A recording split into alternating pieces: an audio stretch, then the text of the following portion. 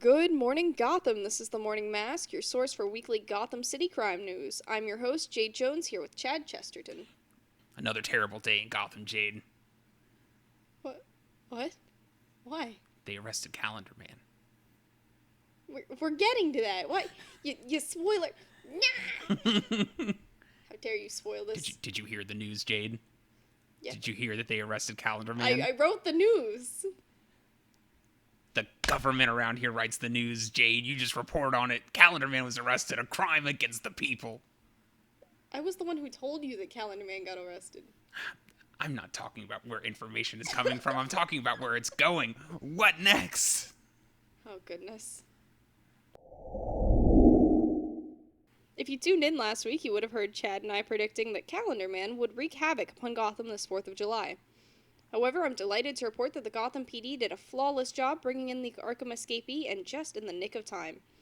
According to our sources, a tip came in on Thursday that the police had the deranged criminal in custody by Friday afternoon. Well said, Jade, except for one thing that you forgot.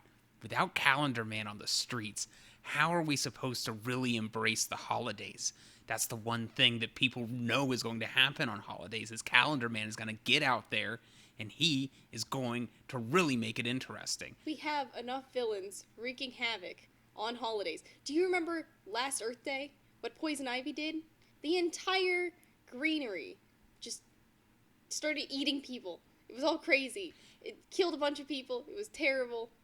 And Calendar Man spent his entire evening TPing local residencies. It was hilarious. We need that kind of thing. Yeah, and he did that after he killed the people in those apartment buildings. Listen, we can't say for sure whether they were killed or not. That could be a false flag planted by the Gotham PD to justify their acts. All I'm saying is Calendar Man is low tier. He shouldn't have been arrested. Not without evidence. When did this turn into a place where you're guilty until proven innocent? Oh my god. That being said, whoever the hell snitched on Calendar Man is going to get it. I just know it. How are you going to go and throw a fellow celebrateur under the bus in such a way? I couldn't believe it when I heard it. It's just like, the people have to stick together. Don't let them break you, Gotham. Don't let them get it. I swear to God, if Ace Chemicals gets blown up one more 4th of July... They keep rebuilding it in the same place over and over again. What do you expect? They never up the security.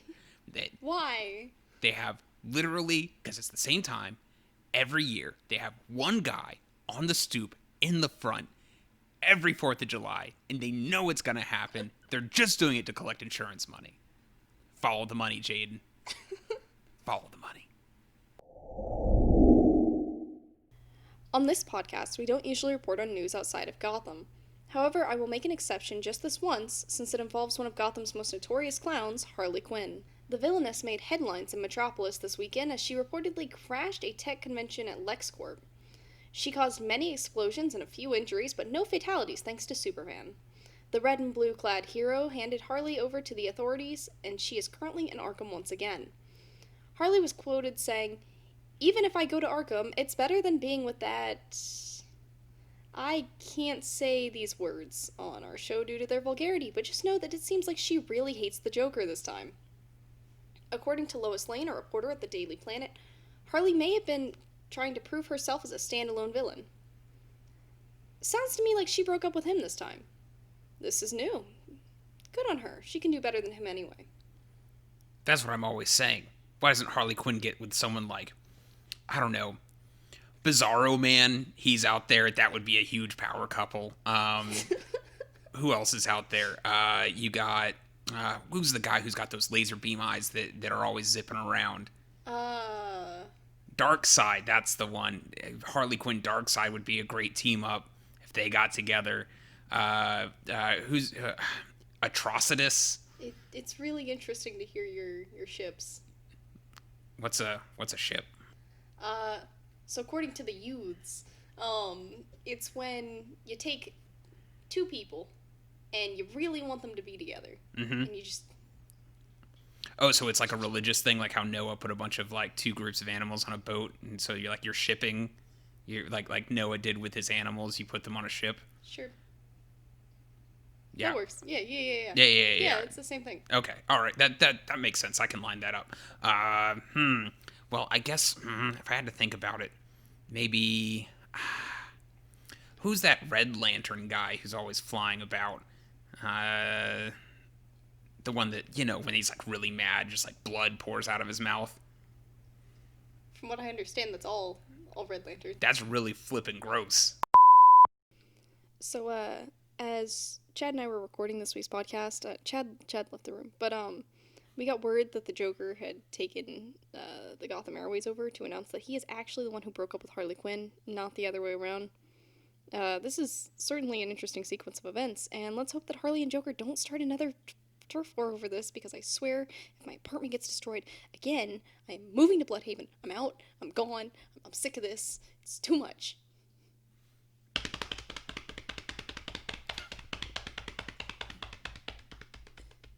Jade.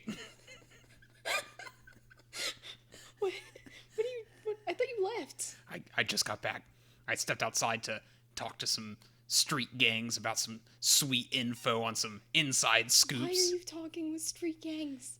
It's literally like if you talk to someone, you're like 50-50 on street gang status. Anyways. So I was talking to these guys, and they told me that the Joker had gotten on air and said that he's the one who broke up. Jade, your apartment is it's done for. It's gone already. I know it. Why were you talking to street gangs? You can't just not talk to street gang members. I mean, you talk to that dude at the deli shop all the time. No, he's not. Yeah. No. Are you kidding me? Come on, he's so nice. He's literally covered in tattoos. That's not... Gang tattoos. Street gang tattoos. They look cool, I guess. I don't know. Oh, no. Not Matt. No, why? Those sandwiches are really good, though. They're gang sandwiches. They are. We're fueling the gang economy. Oh, no. Well, it's good to see that maybe they're getting most of their money from actual legitimate sources now. I'm sure that's true. I'm sure the thing that you're saying is real. In much cooler news... Cooler news, good one. In much cooler news, Mr. Freeze was spotted selling ice cream from a cart on the corner of Laurel and Murphy. When police arrived on scene to apprehend the criminal, they discovered that it was a normal man in a costume. Now, I've seen a picture of this man in his costume, and I personally thought it was a cute gimmick. But understandably, many parents disagree with me due to the incident at the Gotham City ice skating rink, in which the real Mr. Freeze sent 3 parents and 2 children to the hospital for hypothermia. Everyone made it out alive, but I can understand if it's a little too soon for some Gothamites. I can't believe someone would mimic Mr. Freeze like that monster. You know he keeps his wife in a vat, right? A vat? A vat. Have you heard this, Jade? I heard that it was a... I can point you to a bunch of sources online that will show you and provide you evidence that Mr. Freeze keeps his wife in a vat. Are you talking about the cryo tube? That's a vat, Jade. That's called a vat. You don't keep someone you love in a vat, and you don't mimic someone who keeps someone they love in a vat, and you certainly don't eat ice cream from someone who is mimicking someone who keeps their wife in a vat. This is an affront, honestly, to true love. This ice cream man, he's sullying the good name of well-mannered husbands everywhere. She had an incurable disease. He cryogenically froze her till he could find a way to save her. And did he? He's working on it. I don't know when you became such a villain apologist, Jade. What happened to you? I don't want to hear it from you. You were hoping for Calendar Man to strike this year. Calendar Man is a celebratory figure of Gotham. Calendar Man put kitten heads on a Christmas tree? Once. It was very sad. All it takes is once. He put out a Twitter apology. No, he didn't. Where's PETA coming after him, huh? They're going after Mr. Pig all the time. They never go after Calendar Man. This man cuts off kitten heads.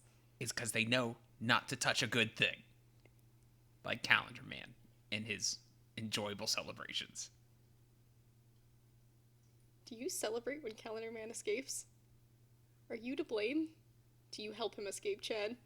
What? No, I'm busy researching constantly, filling my mind with knowledge that it's too much for the regular person. I bear the burden of knowledge so What Gotham sources doesn't. told you that his wife was in a vat? Online sources, chat rooms, forums, news blogs, satellite photography. The aliens told me. The government has chips in my teeth that let me know things. Sometimes my eyes see things that my brain won't show. What aliens are communicating with you? What aliens would want to communicate with you? Anybody. I'm a likable guy. Why are you laughing? That's not funny. That's true. Everyone likes me. Tell me otherwise. I'll show you. I'll go out and make a friend right now. Hey, I see someone out there in the window. I'm leaving. Oh, oh, goodness, I can see him. He ran away.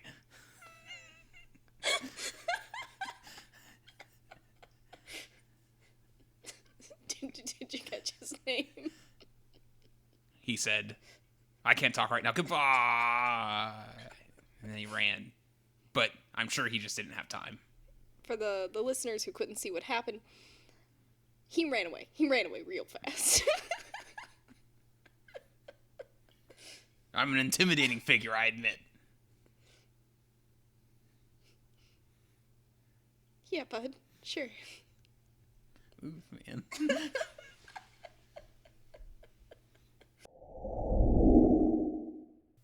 That's all we got for you guys this week. I'm Jade Jones. And I'm Chad Chesterton. And this has been The Morning Mask. Have a great week.